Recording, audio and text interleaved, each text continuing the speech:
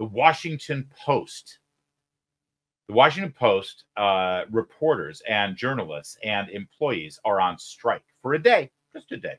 They want you to take 24 hours off of clicking on that website or buying the newspaper. We'll get to that in a minute. But here's the video that they put out imploring you and explaining exactly why they are the aggrieved group of hardworking journalists that they are. I have risked my life on the front lines of war. I've covered an insurrection, a global pandemic, historic racial justice protests, climate change, and gun violence in America. Yeah, this is real fast here. How many of those stories did they get right? I've covered all these really important stories. Really, I bet you all of them were wrong. Notice how they left out Russian collusion, by the way. That was their biggest story. The New York Times actually reoriented their entire newsroom to cover that story. The Washington Post was relentless on Russian collusion because we had a president of the United States who was put there due to the tampering of Vladimir Putin. It's the biggest story of our history. Notice how now, when they're trying to explain all the important stories they've covered to rationalize their strike and why they deserve better pay and better work conditions, they leave that one out. Why would they leave Russian collusion out? I work hard to make sure you know exactly what's going on in our DC community. To hold powerful institutions to account. And to bring you the latest visuals from around the globe. And I'm worth a fair and transparent pay process. I'm worth a living wage. I'm worth raises that keep up with inflation. I'm worth equal pay to my... I got to pause with raises that keep up with inflation. Well, you know, one way to have raises that keep up with inflation is to not have inflation. And why do we have inflation? Because these guys and their newspaper did everything they could to get Joe Biden into the White House. I mean, if they really want to have wages that keep up with inflation, maybe they should do something to get rid of this guy. But you won't hear that. No, Jeff Bezos has to pony up. And trust me, I'm not on Bezos' side. I see this as sort of like a Notre Dame versus USC football game. I want both sides to lose, and I want everyone to have career-ending injuries. Okay, I don't want either side to win. That's not true. I don't want college athletes to have career-ending injuries.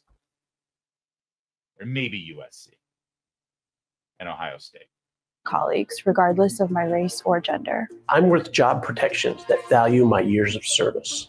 We've been in contract negotiations for 18 months. And our bosses have refused to bargain in good faith. They have failed to offer us a fair deal that keeps pace with the economy and our competitors. So on Thursday, I'm walking off the job. I am walking off the job. For 24 hours. With hundreds of my Washington Post colleagues. Because we're worth more. Worth more. Worth more. Worth more than what the company is offering. If you love Washington Post journalism and the people who make it, you can support us by sending a letter to our publisher through the link in our caption or our bio. And respecting our picket line by avoiding Washington Post journalism during our 24-hour walkout. Thank you. Thank you. Thank you for standing with Washington Post employees. 24 hours. That'll do it. Meanwhile, Jeff Bezos, who is the publisher, who's getting these, emails from their big supporters, he's like sitting watching the numbers on Amazon Prime during the Christmas holiday season. He's like, yeah, I really don't care. He really doesn't care. Nor should he, frankly. Here's a live look at the strike from this morning.